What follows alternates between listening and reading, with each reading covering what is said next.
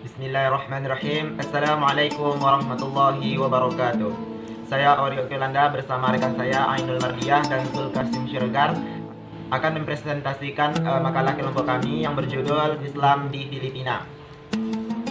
Di sini saya akan membahas 3 poin dan 3 poin lagi akan dibahas oleh Ainul Mardiah dan 2 poin lagi akan dibahas oleh Zulkasim Siregar. 3 poin pertama akan membahas tentang yaitu yang pertama tradisi dan kebudayaan di Filipina, kemudian sejarah masuk dan perkembangan Islam di Filipina, dan yang ketiga kerajaan besar Islam di Filipina. 3 poin kemudian akan dibahas oleh saudari Ainul Mardiah, yaitu politik dan hukum di Filipina, kemudian problematika Islam di Filipina, kemudian perkembangan Islam di Filipina hingga sampai sekarang. Kemudian 2 poin terakhir akan dibahas oleh saudara Zulkasim Siregar, yaitu tentang sistem pemerintahan di Filipina dan konsep toleransi di Filipina. Baik, mari kita langsung saja ke poin nomor 1, tradisi dan kebudayaan di Filipina. Filipina memiliki beragam budaya, tradisi, seni, dan juga bahasa yang dituturkannya. Masing-masing provinsi di Filipina itu memiliki tarian yang berbeda-beda, dan juga menampilkan gaya sendiri, elegan, dan lain-lain. Kemudian mereka juga mengikuti tradisi unik mereka sendiri dan memiliki cara untuk merayakan praktik-praktik budaya mereka melalui pesta-pesta dan acara. Filipina alami cinta seni dan mereka dapat menggambarkan peristiwa sejarah tertentu melalui lukisan, puisi, lagu, dan tulisan. Sejarah masuknya Islam ke Filipina. Islam masuk ke Filipina selatan, khususnya Kepulauan Sulu dan Mindanao pada tahun 1380 Masehi. Seorang pangeran dari Minangkabau, Sumatera Barat ternama Raja Baginda tercatat sebagai orang pertama yang mendakwahkan Islam di sana. Ia tiba di Kepulauan Sulu 10 tahun setelah berhasil mendakwahkan Islam di Kepulauan Zamboanga dan Basilan. Kemudian dengan usaha kerasnya Raja Baginda berhasil mengislamkan Kabungsuan dan Maguindanao. Raja terkenal dari Maguindanao. Dari sinilah awal peradaban Islam wilayah ini mulai menyebar.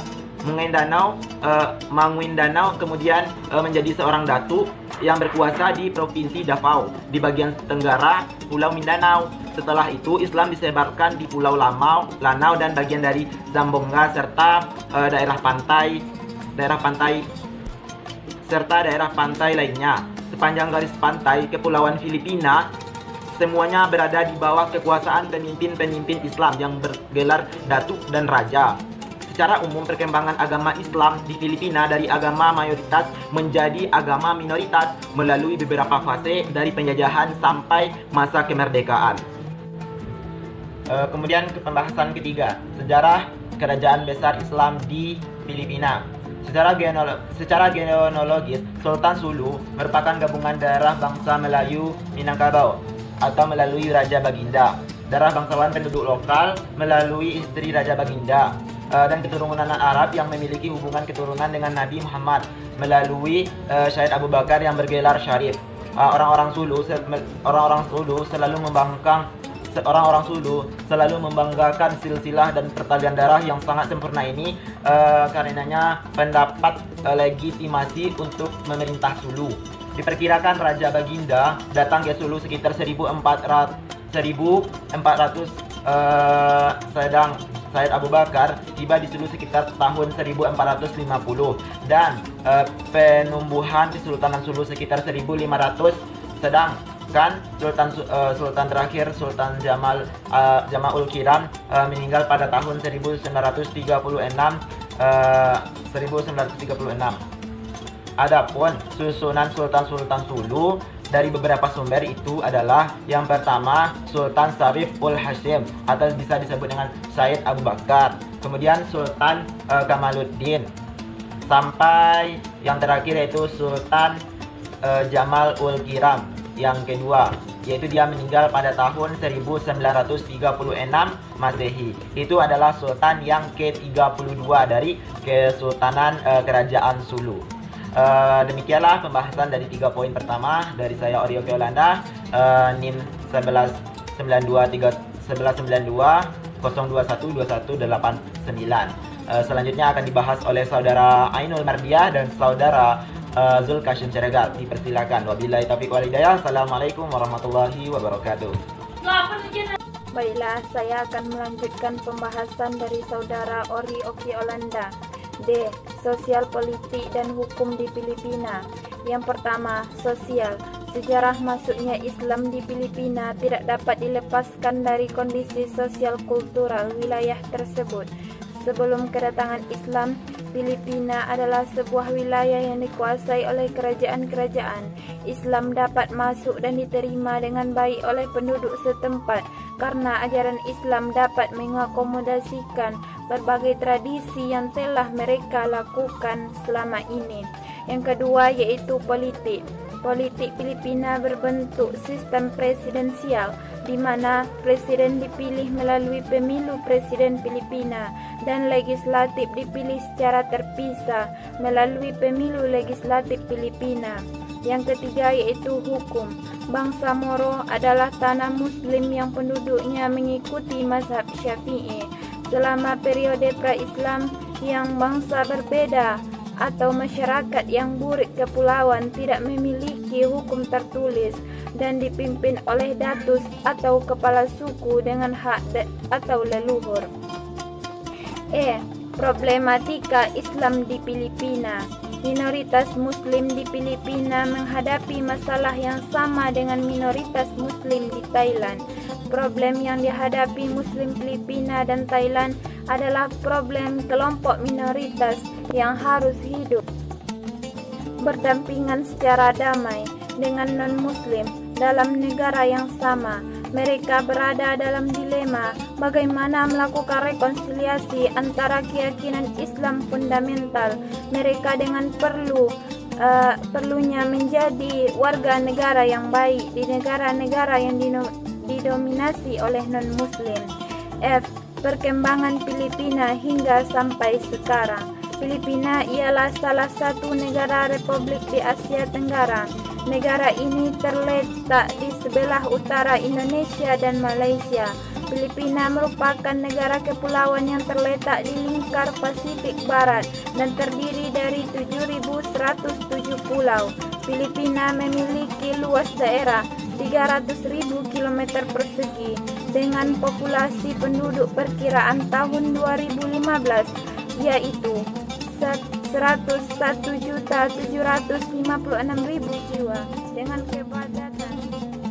Assalamualaikum warahmatullahi wabarakatuh. Baiklah, saya akan melanjutkan presentasi dari saudara Ori dan saudara Inul yang berjudul Sistem Pemerintahan di Filipina dan yang kedua Konsep Toleransi di Filipina. Baiklah, saya akan pertama membahas sistem pemerintahan di Filipina, yaitu pada awal kemerdekaan pemerintahan Filipina disibukkan dengan pemberontakan kaum komunis di Balahab sehingga terkadang terhadap perlawanan bangsa Moro di bumanya. Gerombolan komunis Balahab ini awalnya merupakan gerakan rakyat anti penjajahan Jepang. Setelah Jepang menyerah, mereka memberontak perlawanannya ke pemerintah Filipina. Pemberontakan ini baru bisa diatasi di masa Ramon Magsaysay, yaitu pemerintah pertahanan pada masa pemerintahan Elpidio Quirino pada tahun 1948 sampai 1953. Tekanan semakin terasa hebat dan berat ketika Ferdinand Marcos berkuasa pada tahun 1965 sampai 1986. Dibandingkan dengan masa pemerintahan sebelumnya, semua presiden Filipina dari Jose Rizal sampai Fidel Ramos, maka masa pemerintahan paling represif bagi bangsa Moro. Selanjutnya pembentukan Muslim Independent Movement atau disingkat dengan MPM pada tahun 1968, dan selanjutnya pembentukan Mongol Liberation Front atau disingkat dengan MLF pada tahun 1971. Dan perkembangan berikutnya MLF sebagai induk perjuangan bangsa Moro akhirnya terpecah. Perkembangan terakhir MLF kelompoknya terbesar yang menggulirkan perjuangan memisahkan diri dari Filipina menyatakan mereka siap tidak bertahan. Dan pembahasan kedua, konsep toleransi di Filipina, yaitu ribuan umat Katolik dan denominasi gereja gereja lainnya bersama dengan umat Islam di Filipina melakukan long march pada hari Minggu pada tanggal 3 Februari 2019 bertempat di Quezon Memorial Manila di Filipina. Mereka unjuk rasa untuk menyampaikan pesan solidaritas dan perdamaian bagi dunia. Dan itu disampaikan usai terjadi bom bunuh diri di Katedral Bunda Maria dari Gunung Karmel di Filipina. Sebagai penduduk mayoritas di Filipina, di mana tengah tertimpa duka oleh bom bunuh diri tersebut, namun sebagai mayoritas mereka bukannya membalas dendam, namun justru bangkit dan bergerak mewartakan kasih, melindungi sesama umat Islam seraya bergandengan tangan. Dan yang luar biasanya, di Filipina hari ini, sebagai negara mayoritas Katolik, tidak sedikit pun ada dendam dan kebencian pada umat beragama tertentu. Yang terakhir, gerakan solidaritas untuk perdamaian dan melawan kekerasan yang dikampanyekan oleh umat Katolik dan denominasi gereja lainnya bersama umat Islam di Filipina mengajarkan kepada kita semua bahwa menjadi mayoritas bukan untuk sebuah perkumpulan dan menindas yang minoritas. Sekian pembahasannya, demikianlah makalah yang dapat kami sampaikan. Kami sebagai pemakalah menyadari bahwa makalah ini jauh dari kata kesempurnaan. Untuk itu, saran dan kritik sangat kami harapkan. Dan akhir kata, kami meminta maaf atas kesalahan baik berupa sistematika penulisan maupun isi makalah tersebut. Akhir kata, Assalamualaikum warahmatullahi wabarakatuh.